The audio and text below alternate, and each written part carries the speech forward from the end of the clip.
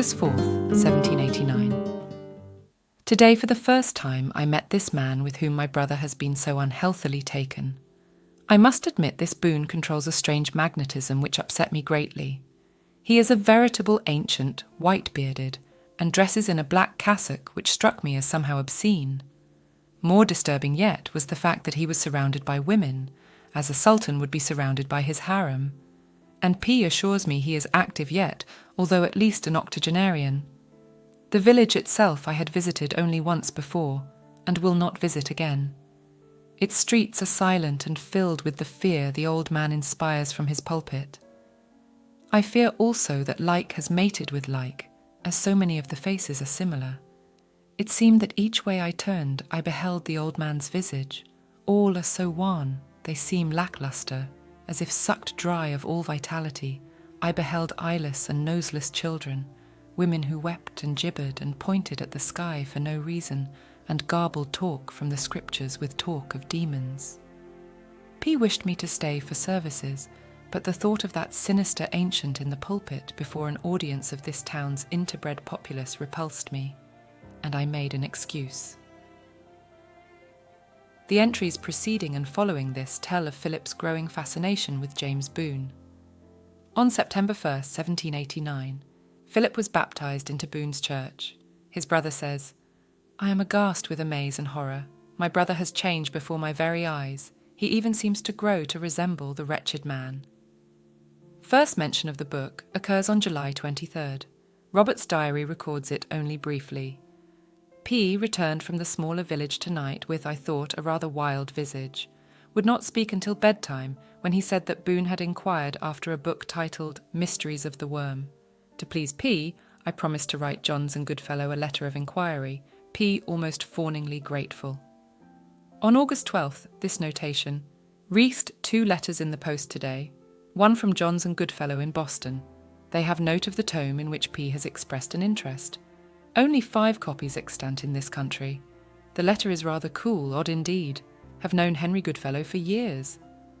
August 13th, P, insanely excited by Goodfellow's letter, refuses to say why. He would only say that Boon is exceedingly anxious to obtain a copy. Cannot think why, since by the title it seems only a harmless gardening treatise. Am worried for Philip. He grows stranger to me daily. I wish now we had not returned to Chapelwaite. The summer is hot, oppressive, and filled with omens. There are only 2 further mentions of the infamous book in Robert's diary. He seems not to have realised the true importance of it even at the end.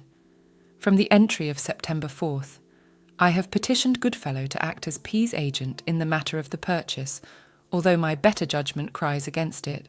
What use to demur? Has he not his own money should I refuse? And in return I have extracted a promise from Philip to recant this noisome baptism. Yet he is so hectic, nearly feverish. I do not trust him. I am hopelessly at sea in this matter." Finally, September 16th, the book arrived today with a note from Goodfellow saying he wishes no more of my trade. P was excited to an unnatural degree, all but snatched the book from my hands. It is written bastard Latin and a runic script of which I can read nothing. The thing seemed almost warm to the touch, and to vibrate in my hands as if it contained a huge power. I reminded P of his promise to recant, and he only laughed in an ugly, crazed fashion and waved that book in my face, crying over and over again, "We have it! We have it! The worm! The secret of the worm!" He is now fled, I suppose, to his mad benefactor, and I have not seen him more this day. Of the book there is no more, but I have made certain deductions which seem at least probable. First, that this book was, as Mrs. Cloris has said, the subject of the falling out between Robert and Philip. Second, that it is a repository of unholy incantation, possibly of Druidic origin. Many of the Druidic blood rituals were preserved in print by the Roman conquerors of Britain in the name of scholarship, and many of these infernal cookbooks are among the world's forbidden literature.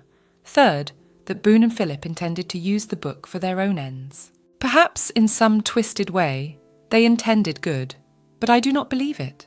I believe they had long before bound themselves over to whatever faceless powers exist beyond the rim of the universe, powers which may exist beyond the very fabric of time.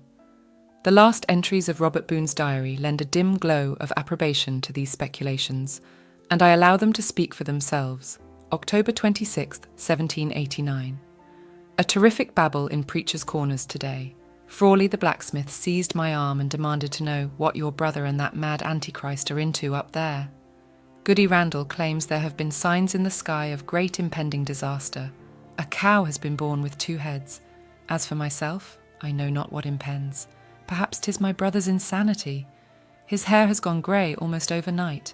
His eyes are great bloodshot circles from which the pleasing light of sanity seems to have departed. He grins and whispers, and for some reason of his own, has begun to haunt our cellar when not in Jerusalem's lot. The whippoorwills congregate about the house and upon the grass. Their combined calling from the mist blends with the sea into an unearthly shriek that precludes all thought of sleep. October 27th, 1789. Followed P this evening when he departed for Jerusalem's lot, keeping a safe distance to avoid discovery. The cursed whippoorwills flock through the woods, filling all with a deathly psychopompotic chant. I dared not cross the bridge, the town all dark except for the church, which was litten with a ghastly red glare that seemed to transform the high peaked windows into the eyes of the inferno. Voices rose and fell in a devil's litany, sometimes laughing, sometimes sobbing. The very ground seemed to swell and groan beneath me, as if it bore an awful weight, and I fled, amazed and full of terror, the hellish screaming cries of the whippoorwills dinning in my ears as I ran through those shadow-riven woods. All tends to the climax, yet unforeseen. I dare not sleep for the dreams that come, yet not remain awake for what lunatic terrors may come. The night is full of awful sounds, and I fear, and yet I feel the urge to go again, to watch, to see.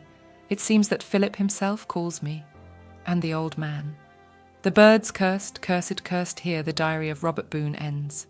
Yet you must notice, Bones, near the conclusion, that he claims Philip himself seemed to call him. My final conclusion is formed by these lines, by the talk of Mrs. Cloris and the others, but most of all by those terrifying figures in the cellar, dead yet alive. Our line is yet an unfortunate one, Bones. There is a curse over us which refuses to be buried. It lives a hideous shadow life in this house and that town. And the culmination of the cycle is drawing close again. I am the last of the Boone blood. I fear that something knows this, and that I am at the nexus of an evil endeavour beyond all sane understanding. The anniversary is All Saints' Eve, 1 week from today. How shall I proceed? If only you were here to counsel me, to help me. If only you were here. I must know all. I must return to the shunned town. May God support me, Charles. From the Pocket Journal of Calvin McCann. October 25th. 50 Mr. Boone has slept nearly all this day. His face is pallid and much thinner. I fear recurrence of his fever is inevitable. While refreshing his water carafe, I caught sight of 2 unmailed letters to Mr. Granson in Florida. He plans to return to Jerusalem's lot. 'Twill be the killing of him if I allow it. Dare I steal away to Preacher's Corners and hire a buggy? I must, and yet what if he wakes? If I should return and find him gone? The noises have begun in our walls again. Thank God he still sleeps. My mind shudders from the import of this. Later I brought him his dinner on a tray. He plans on rising later, and despite his evasions, I know what he plans. Yet I go to Preacher's Corners. Several of the sleeping powders prescribed to him during his late illness remained with my things. He drank one with his tea, all unknowing. He sleeps again. To leave him with the things that shamble behind our walls terrifies me. To let him continue even one more day within these walls terrifies me even more greatly. I have locked him in. God grant he should still be there, safe and sleeping, when I return with the buggy. Still later stoned me like a wild and rabid dog. Monsters and fiends, these that call themselves men. We are prisoners here. The birds, the whippoorwills, have begun to gather. October 26th, 1850. Dear Bones, it is nearly dusk, and I have just wakened, having slept nearly the last 24 hours away. Although Cal has said nothing, I suspect he put a sleeping powder in my tea, having gleaned my intentions. He is a good and faithful friend, intending only the best, and I shall say nothing. Yet my mind is set. Tomorrow is the day. I am calm, resolved, but also seem to feel the subtle onset of the fever again. If it is so, it must be tomorrow. Perhaps tonight would be better still. Yet not even the fires of hell itself could induce me to set foot in that village by shadow light. Should I write no more, may God bless and keep you, Bones. Charles. Postscriptum. The birds have set up their cry, and the horrible shuffling sounds have begun again. Cal does not think I hear, but I do. C. From the Pocket Journal of Calvin McCann. October 27th. 55 a.m. He is impersuadable.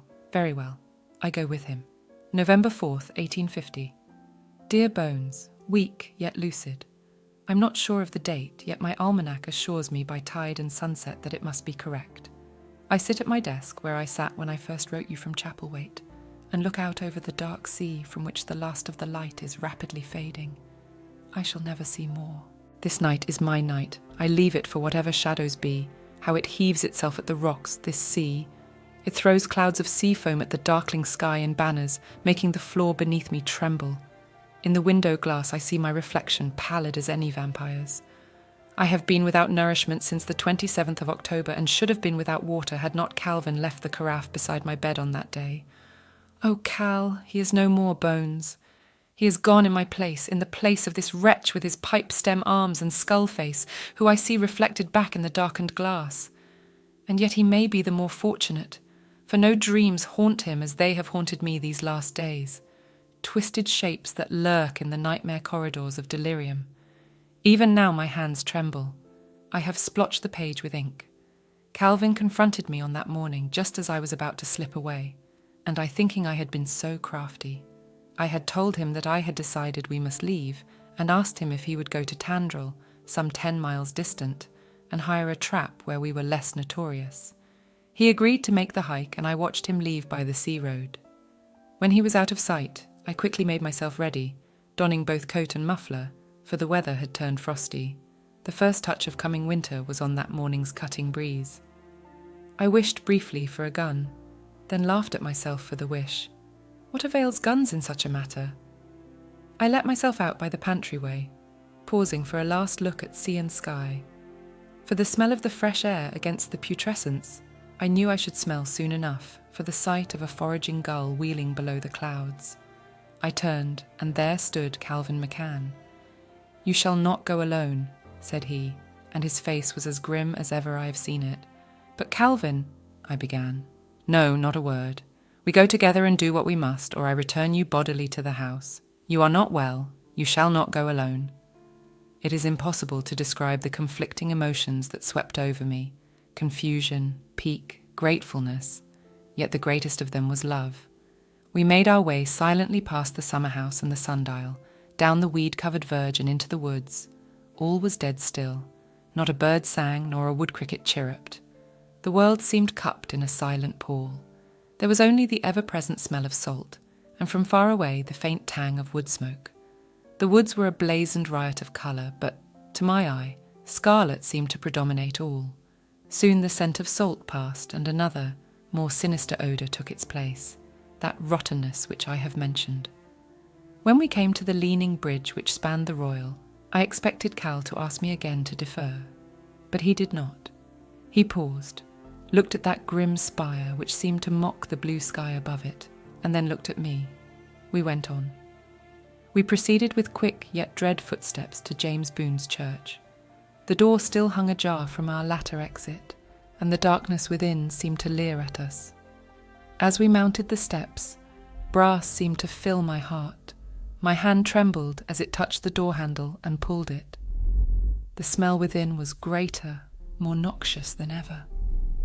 We stepped into the shadowy anteroom, and with no pause, into the main chamber. It was a shambles. Something vast had been at work in there, and a mighty destruction had taken place. Pews were overturned and heaped like jackstraws. The wicked cross lay against the east wall, and a jagged hole in the plaster above it testified to the force with which it had been hurled. The oil lamps had been ripped from their high fixtures, and the reek of whale oil mingled with the terrible stink which pervaded the town. And down the centre aisle, like a ghastly bridle path, was a trail of black ichor, mingled with sinister tendrils of blood. Our eyes followed it to the pulpit, the only untouched thing in view.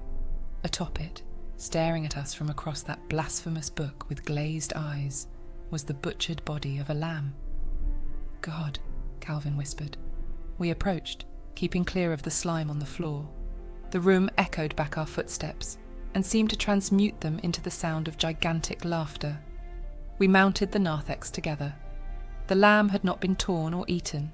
It appeared rather to have been squeezed until its blood vessels had forcibly ruptured. Blood lay in thick and noisome puddles on the lectern itself, and about the base of it.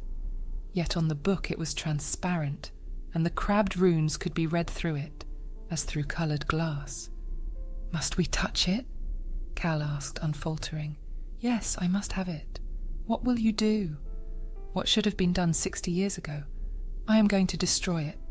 We rolled the lamb's corpse away from the book. It struck the floor with a hideous lolling thud. The blood-stained pages now seemed alive with a scarlet glow of their own. My ears began to ring and hum. A low chant seemed to emanate from the walls themselves. From the twisted look on Cal's face, I knew he heard the same. The floor beneath us trembled, as if the familiar which haunted this church came now unto us, to protect its own. The fabric of sane space and time seemed to twist and crack. The church seemed filled with spectres and litten with the helve glow of eternal cold fire. It seemed that I saw James Boone, hideous and misshapen, cavorting around the supine body of a woman, and my granduncle Philip behind him, an acolyte in a black hooded cassock, who held a knife and a bowl. "Deum vobiscum magna vermis." The words shuddered and writhed on the page before me, soaked in the blood of sacrifice, prize of a creature that shambles beyond the stars, a blind, interbred congregation swaying in mindless, demoniac praise, deformed faces filled with hungering, nameless anticipation. And the Latin was replaced by an older tongue, ancient when Egypt was young and the pyramids unbuilt, ancient when this earth still hung in an unformed, boiling firmament of empty gas.